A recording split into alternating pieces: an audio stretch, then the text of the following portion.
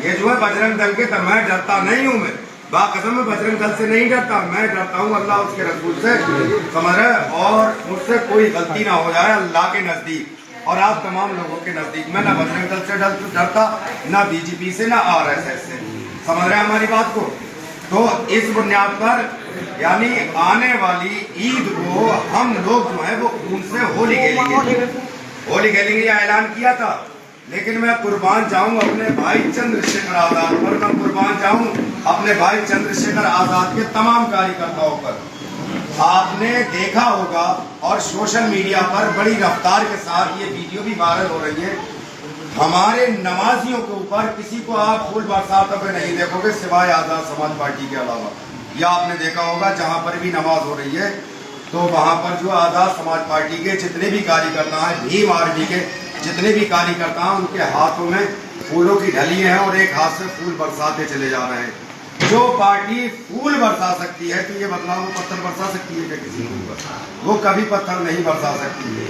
और मेरे पास में यकीन मानना हिंदुस्तान के कोने कोने से फोन आना शुरू हो जाते हैं कि मोहम्मद हसन यहाँ पर हमें कुछ बजरंग दल के जो लोग हैं वो हम पर अत्याचार जुल्म कर रहे हैं, हमें सुकून से रहने नहीं देते, हमारे ठेलों पर अत्याचार जुल्म करते हैं, हमारे घरों पर अत्याचार जुल्म करते हैं।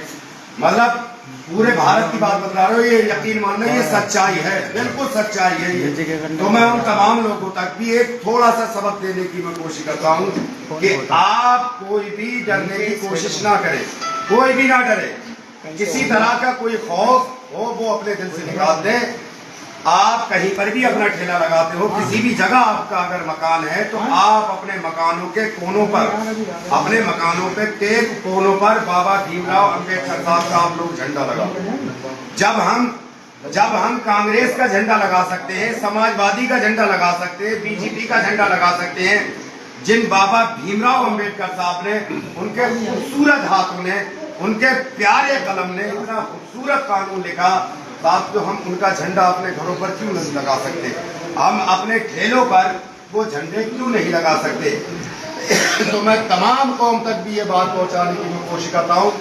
और मेरे भाई चंद्रशेखर आजाद को कुछ लोग इस तरह बदनाम करते हैं कि कहते हैं कि वो ऐसी समाज की ही आवाज उठाते हैं, मुसलमानों के ही साथ वो खड़े हुए। ये लोग, कुछ लोग ये आवाज उठाते हैं। ये कौन लोग हैं? जो दंगा फसाद की बात करने वाले लोग हैं। मेरे भाई, चाहे ब्राह्मण हो, चाहे ठाकुर हो, चाहे गंगवार हो, चाहे मौर्य हो, मुसलमान हो, कोई भी हो, किसी के साथ अगर अत्याचार जुल्म होगा तो मेरा भाई किसी के साथ भी, तो मेरा भाई उनके साथ खड़े हुए दिखाई देते हैं। ये हकीकत बात है। वो ये नहीं देखते कि ये ब्राह्मण है, अगर जुल्म तो जुल्म है। मेरा भाई, मेरे चंद्रशेखर भाई जो है, जो मैं अपने दिल की गहराई से जो समझ पाता हूँ, चंद्रशेखर भाई से अच्छा मेरे नजदीक कोई नेता नहीं, कोई नेता नहीं है।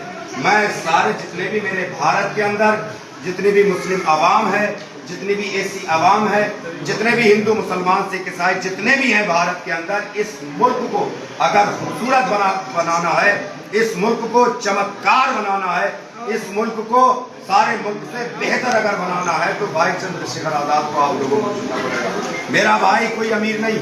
आपने देखा होगा बीजेपी को कौन चलाता है?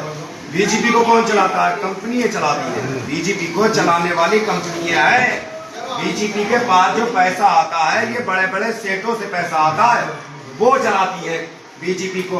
और मेरा भाई, उसका ना कोई हॉस्पिटल है, मेरे भाई की कोई ना बिल्डिंग है, मेरे भाई का ना कोई कारोबार है।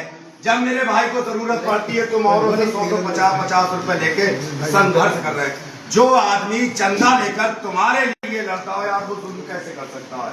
ये बदलाव तुम तो सारे लोग इकट्ठे होकर भाई चंद्रशेखर आजाद को एक बार खिदमत करने का मौका दो। अभी कोई ये कहे कि इस वक्त जब भाई सरकार में नहीं है मेरे भाई, तो हर आदमी, किसी भी आदमी का ये सवाल करने का भी अधिकार नहीं बनता। चंद्रशेखर भाई कुछ नहीं कर रहे, जो अकेले सांसद होने की बुनियाद पर, जिसका कोई विधायक नहीं, कोई पीडीसी मेंबर नहीं, कुछ भी नहीं है, तब भी मेरे भाई जो है सांसद के अंदर वो सबकी आवाज उठाते, सबकी आवाज उठाते। तो मेरे जितने भी मुसलमान भाई हैं, अगर मुल्क नाचीज की बात को समझते हैं और उसको जहन में डालते हैं, तो सारी पार्टियों को छोड़कर एक बार मेरे भाई चंद्रशेखर आजाद को मौका देकर देखें। और इंशाअल्लाह जिस दिन भाई चंद्रशेखर आजाद हमारे मुख्यमंत्री बन गए तो सबसे मेरे भाई का ये काम होगा कि भारत को सेक्युलर करना। मेरे भाई का सबसे पहला पैगाम होगा कि पूरे भारत को सेक्युलर करा जाए, जहां पर हिंदू मुसलमान सिख ईसाई सब एक साथ बैठकर सब लोग एक साथ बैठकर एक थाली में बैठकर खाना खिलवाने का मेरे भाई काम करेंगे। तो सारे लोग हाथ उठाकर कहो कि आप सारे लोग क्या चंद्रशेखर भाई के साथ खड़े हो? वही हाथ उठाएगा जो भाई चंद्रशेखर आजाद से मोहब्बत करेगा। सारे लोग हाथ उठाकर कहो, सारे सब लोग तैयार।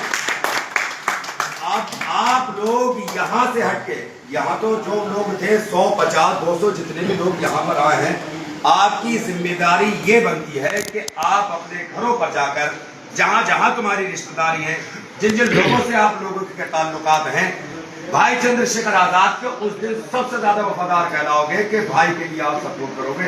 यहाँ से हटने के बाद भी आपके घर में 10 वोट हो, 100 वोट हो, 50 वोट हो, जितने भी हो, भाई चाहे किसी बंदे को नहीं खड़ा करे, चाहे वो हिंदू हो, चाहे मुसलमान हो, चाहे सिख हो, चाहे ईसाई हो, किसी भी मजहब से